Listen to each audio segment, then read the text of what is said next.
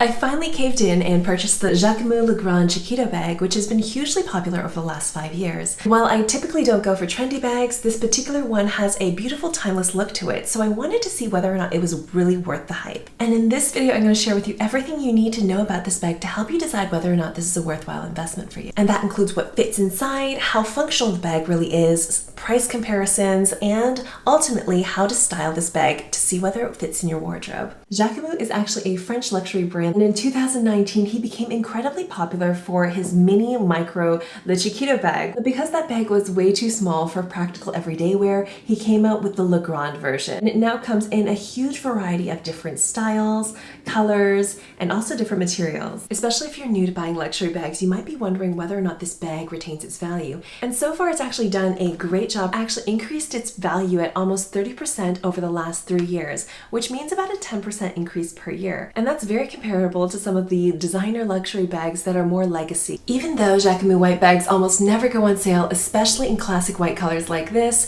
I was actually able to find it at the best price on an online luxury boutique store. So the secret to that is that I shop on Farfetch, which is actually the sponsor of today's video. One of the things I strongly believe is building a timeless quality wardrobe doesn't necessarily mean you have to spend exorbitant amounts of money.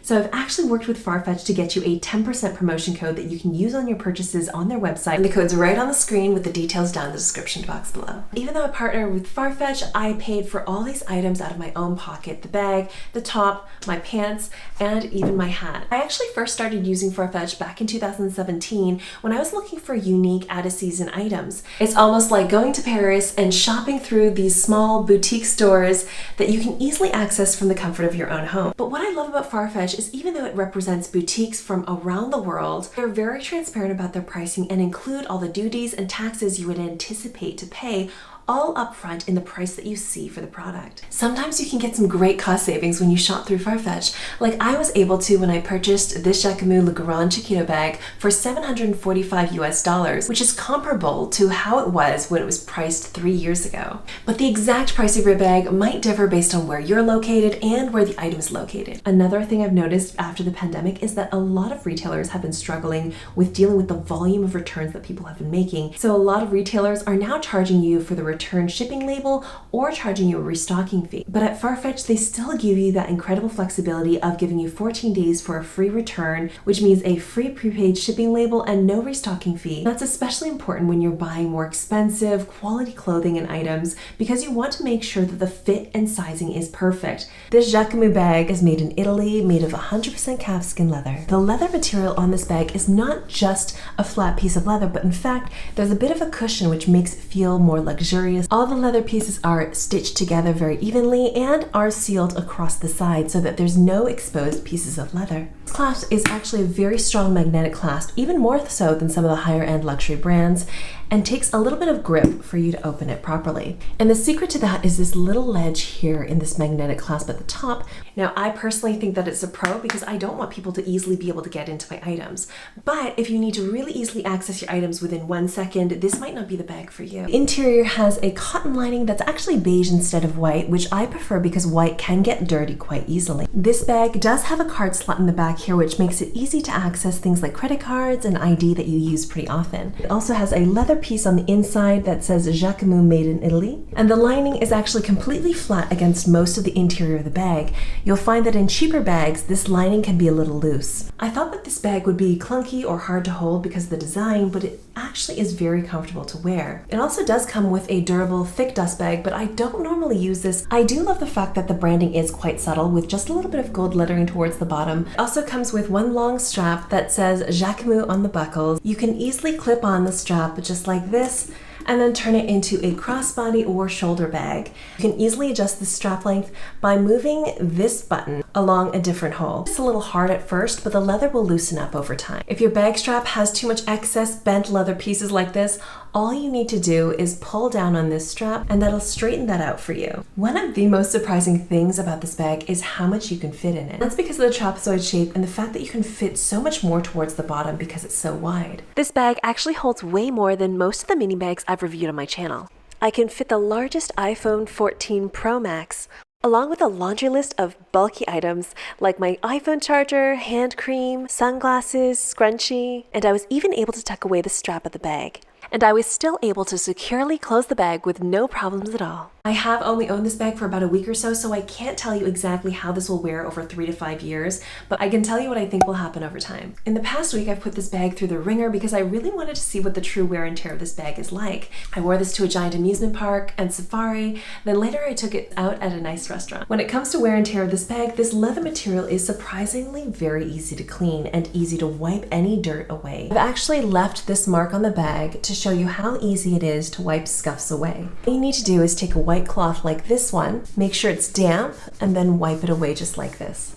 And if you want to keep your white bags like this one as a timeless piece in your collection, there are a couple small habits to adopt to make your life so much easier and majorly reduce the amount of wear and tear you see. And that's done in a separate video I've linked in the description box below, where it's a mini vlog of how I like to care for my bags on an everyday basis. But I do notice that in the clasp under here, it can scratch relatively easily. You can see a little bit of scratching. One of the parts where I did notice a tiny bit of wear and tear is along the very edge of the glazed bottom, because this is where you have direct contact with the surface. But I don't mind this at all because it means that the calf skin here is protected, and this can be easily reglazed at any shoe or leather repair store. And eventually you will have to do that for all your luxury bags, whether it's this one or an even more high-end one. I do find when Jacquemus glazes their bags, they do over-glaze it a little bit, which means you'll see where there's extra glazing peeling off after your first wear. And so far I haven't found it to affect the durability of the bag. Just by looking at this bag as I've been using it, I can tell it's going to need a little bit of maintenance.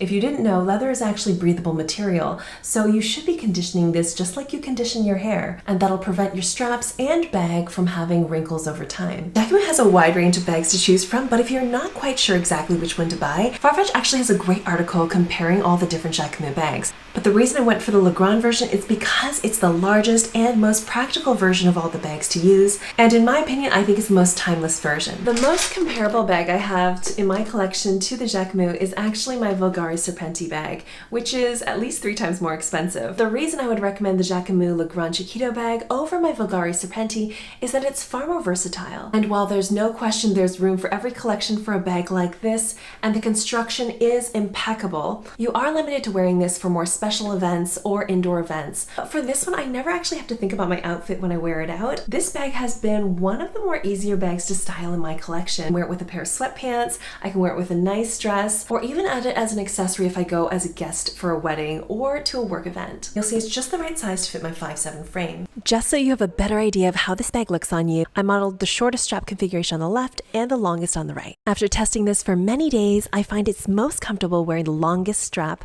with crossbody and the shortest strap over the shoulder. And I know one of the concerns you guys had on my channel is because I believe so much in a timeless quality wardrobe, a lot of the things I've been wearing and featuring are from 5-10 years ago that you can no longer buy in stores. So I actually took an entire day shopping online to find this particular outfit filled with items that are more affordable but quality made that can make its way into any wardrobe. And of course, as always, I'm going to give you my honest opinion on each of these items I bought. You would think that there's no such thing as a quality baseball cap, but I beg to differ. You should always look for 100% cotton in your hats because it's more breathable. This one is made of a very soft cotton, and I'm actually in love with the neutral khaki color. I think it works great with a lot of the black and white wardrobe items I have. Thing that you notice on baseball caps is oftentimes this flap is a Velcro strap that just flies around, but I love the fact that this strap is not only really secure with this metal piece here, but it actually hides the very end of the strap so it doesn't look too messy when you wear it. And I always say this, but the little details really can tell the quality of an item. I love the subtle lines of this corset. It has a little bit of boning in the side to give you a bit of structure, but it's also very easy to slip on. It's actually double lined in silk, which means that even though it's a light color, you do not see anything showing through. It's really versatile. You can wear it by itself, you can layer it on top of a t-shirt or a dress shirt, and it still gives your body a bit of shape. And I love it in this champagne color because I think it pairs with almost everything I have. But the one thing that I missed is because the interior is also silk, even though it's extremely comfortable, it does slip and slide a bit more, which means I should have sized down when I was in between sizes. So instead, I'm going to exchange this for a US 2 and downsize. The one thing I think would have made this outfit better is maybe a little thin brown belt, but I forgot to get one. So any recommendations, let me know in the comments down below. However, when it comes to these pants, I highly suggest sizing up. This waist actually fits very tightly for more of a relaxed look. And it's actually perfect for lounging all day in. Most work pants like these, I can't sit around all day and it'll either give me a wedgie or it's too tight in the waist. But these ones I've been wearing all day with no discomfort, both a pro and a con, but this is not lined, which means it makes it very breathable for summer months.